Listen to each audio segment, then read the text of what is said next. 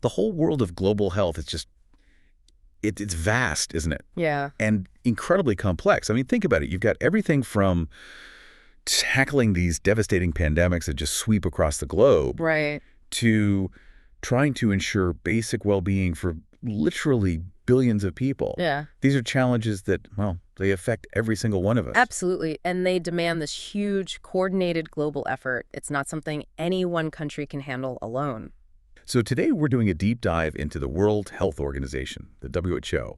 And this isn't just, looking at some international agency's org chart. It's really about understanding how global cooperation in health evolved. Yeah, tracing its roots, the big successes, the unexpected problems they ran into, and crucially, what's been learned along the way. And to help us unpack all that, we've gathered quite a range of sources. We're talking comprehensive historical looks, detailed articles, the latest research too. It covers everything from the WHO's really ambitious founding ideas to how it actually works on the ground, and of course, its role during major health crises. Right. So our mission for you today is pretty clear. We want to explore how the WHO actually came about, what its core purpose really is, some of its biggest wins, the major hurdles it's faced, and, where it seems to be going.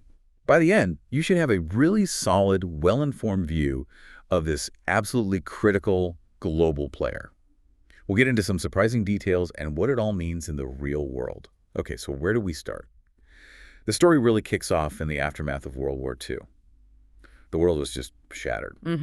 Catastrophic conditions in so many places. And alongside that, this dawning realization that health problems, they weren't just national issues anymore. They were truly global. Yeah. And deeply political. That grim context really pushed people to regroup. You had veterans from earlier international bodies like the International Labor Organization focused on workers, or the League of Nations Health Organization, which was a direct precursor. The earlier attempt. Exactly. They saw a chance to build something new, something stronger from the ruins of war. And that impetus led to UNESCO, UNICEF, and crucially for us, the WHO. And it officially became a specialized agency of the UN on April 7th, 1948. A date we now know as World Health Day. Very fitting. It is. And its objective was, well, incredibly ambitious. Audacious is the word the sources use. The attainment by all peoples of the highest possible level of health. But the truly groundbreaking part, I think, was how they defined health, not just no disease. No, it was a state of complete physical, mental, and social well-being, and not merely the absence of disease or infirmity. Which was radical then. It basically framed health as a fundamental human right, and essential for peace. That's a powerful statement. And a little bit of trivia, the name World Health Organization, suggested by the first Director General, Dr. George B. Chisholm. Yeah, that's right. And structurally, the plan was bold too.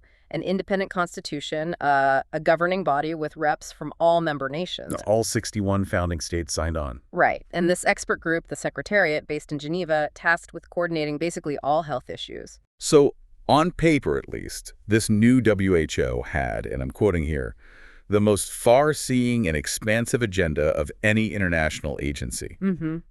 Built on this core belief that health was just too important to be left entirely up to individual countries. A very confident start. So the WHO gets going with this. Yeah. Cautious optimism. Is that fair? I think so. There was a feeling, partly because crude mortality rates were dropping in some places, that, maybe most diseases could be cured. And they had some early wins. Yeah. A project to eradicate yellow fever vectors, for instance. They claimed considerable success there. Gave them a boost. Definitely. Built some confidence for those bigger coordinated campaigns later on. But that early optimism, it started to run into some hard realities pretty quickly. It did.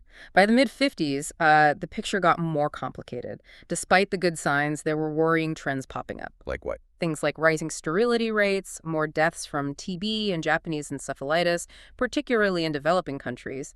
It was a real wake-up call about just how complex global health actually was. And it wasn't just the diseases themselves causing problems, right? There were practical issues, too. Oh, big time. Getting reliable data was a nightmare.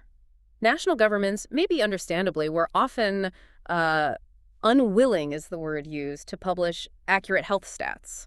Makes planning pretty hard. Incredibly hard. It got so bad that one report in 1958 just omitted the section on maternal mortality entirely. They simply couldn't get decent data. Imagine that. Wow. Despite those data issues, though, that first World Health Assembly in 48 was a big deal. Geneva, June 24th to July 24th. All 61 founding members signed the Constitution.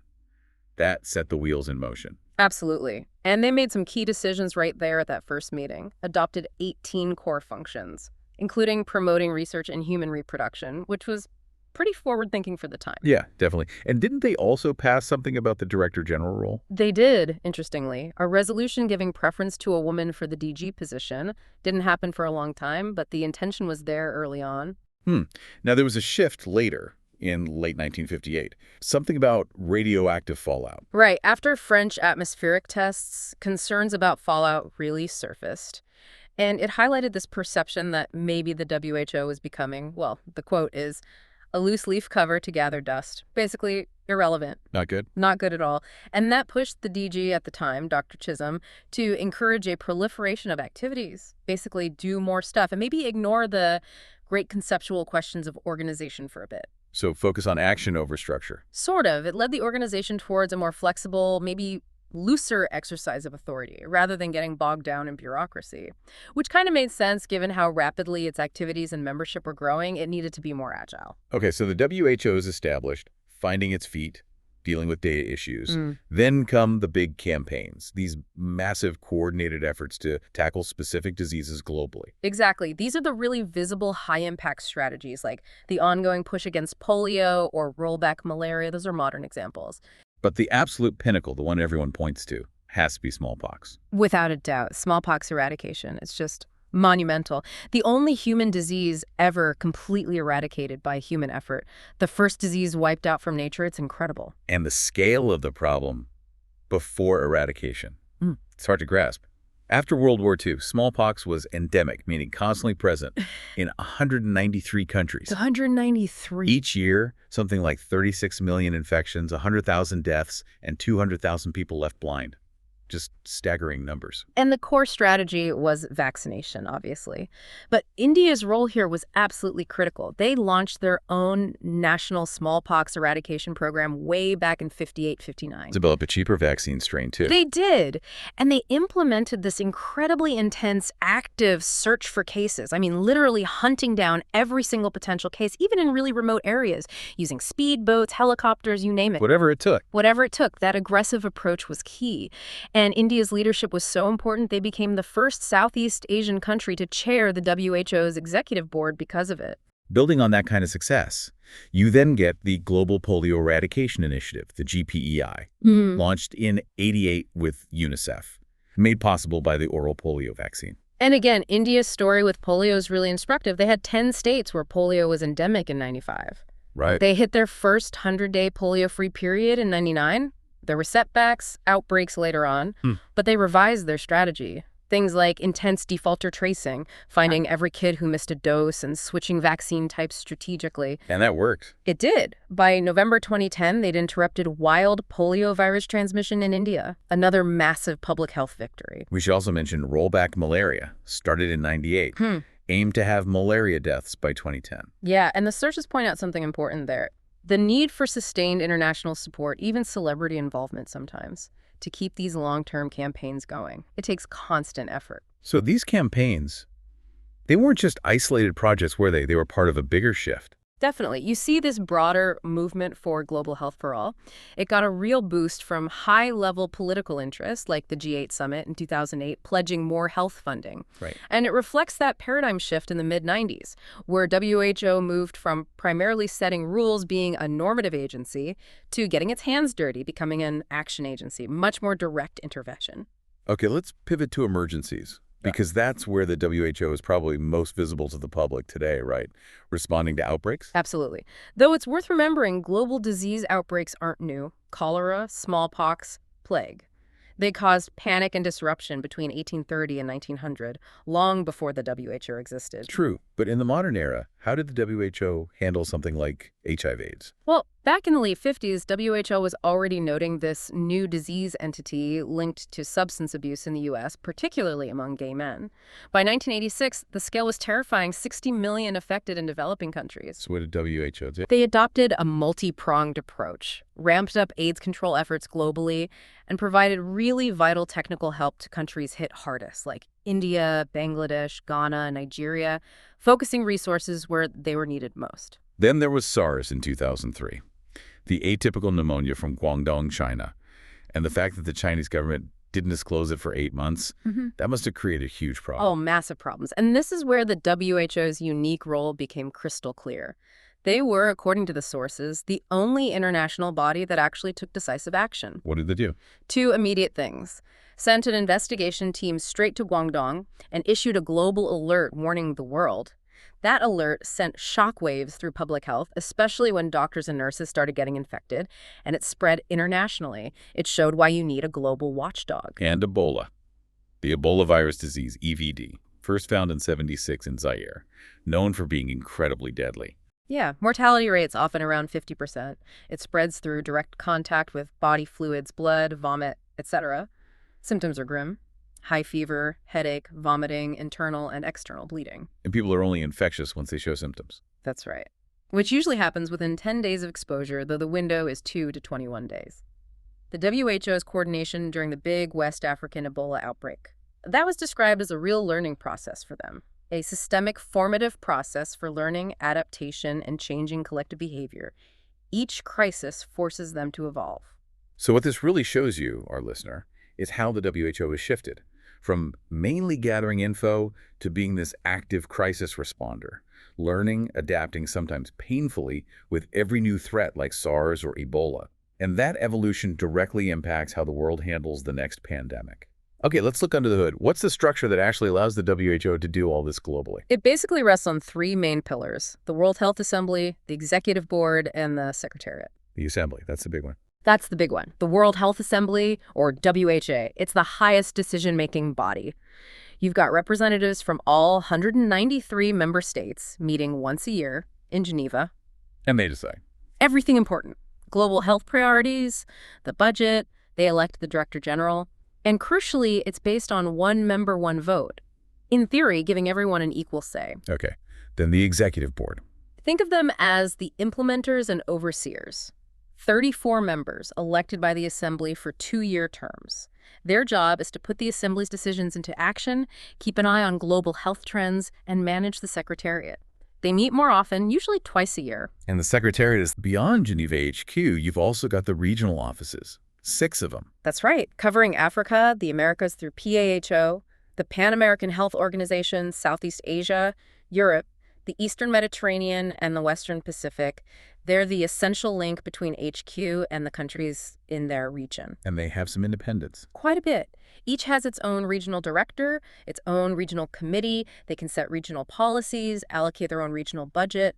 But this decentralization is also called a heavy burden for health experts. Trying to manage the needs and activities of sometimes over 40 member states in one region is hugely complex. Which raises that key question. How does this structure, sort of spread out but also centralized, actually work? Does it help or hinder that big global mission? It's a constant balancing act. Let's talk about the long view now, the WHO's overall policy direction. That's guided by the General Program of Work, the GPW. Correct. That framework lays out its core functions. Things like providing leadership on critical health matters, shaping the global research agenda, setting norms and standards everyone can follow. Articulating policy options for countries. Exactly. Offering technical support where needed, and crucially, monitoring health trends worldwide. Keeping an eye on the big picture. And a major strategic priority within that has been universal health coverage, UHC. Yes. UHC is framed as a way to fight poverty and reduce inequality. It's got 3 main dimensions: equity and access, making sure everyone can get services, the quality of those services, and financial risk protection, ensuring healthcare costs don't bankrupt people. Now, what's fascinating, or maybe problematic, is the ideological split UHC apparently creates. It really does. You've got, on one side, public institutions saying health services should be government-provided, funded fairly through taxes or social insurance. A public model. Right. And on the other side, you have private and philanthropic groups arguing that the private sector should play a much bigger role, both in delivering care and financing it. It's a fundamental disagreement on how to get there. And it's not new. The sources point out UHC is really a new name for an old goal. It goes right back to the 1978 Alma-Ata Declaration on Primary Health Care. The Health for All by 2000 Declaration. Exactly. So this debate about public versus private, how best to achieve universal access, it's been simmering for decades. Okay, let's talk challenges, because the WHO faces enormous ones. And they're not all external threats like viruses. There are internal issues, too. For sure. Being a UN agency means it's inherently caught between competing priorities. Developed countries want one thing. Developing countries often need something else. And it struggles to enforce its decisions. That's a key weakness highlighted. It can't really monitor, arbitrate upon, and enforce its decisions on member states.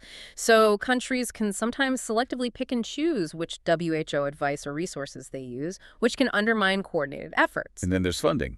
That seems like a constant headache. It is.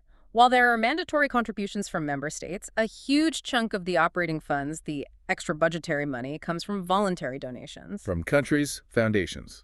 Right, which inevitably gives those donors more influence. It creates political pressures.